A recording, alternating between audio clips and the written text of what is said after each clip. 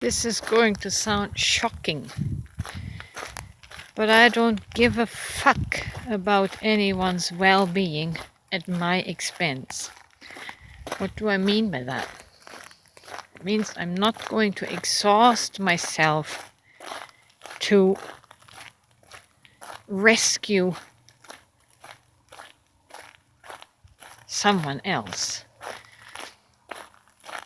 Because in living in a state of exhaustion, of always making sure that I rescue everyone that needs rescue, I'm going to lose myself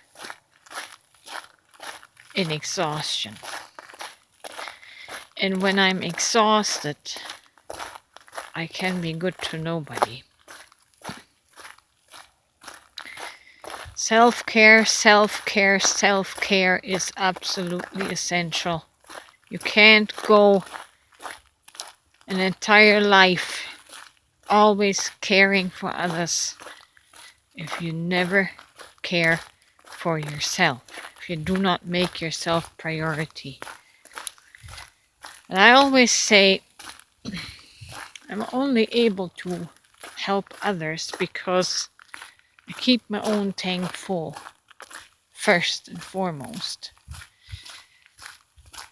I need to be a happy, fulfilled person in order to have something to give. That's why this healthy selfishness is important.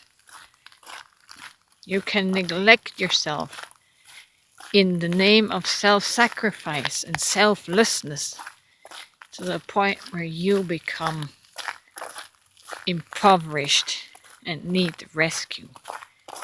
It's a negative cycle.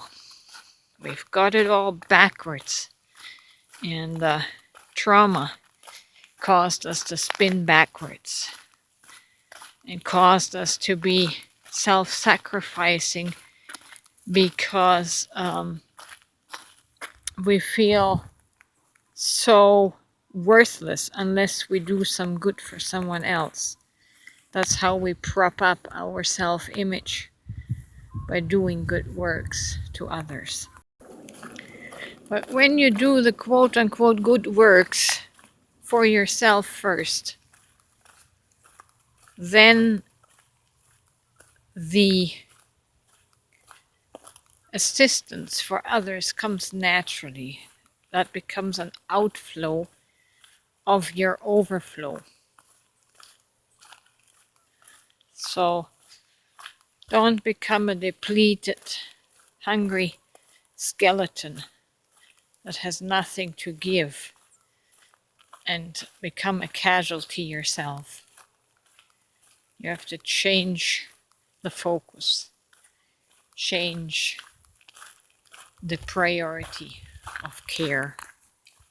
Self-care, self-care, self-care, self-love, self-love, self-love, until you are so full that you overflow organically and effortlessly.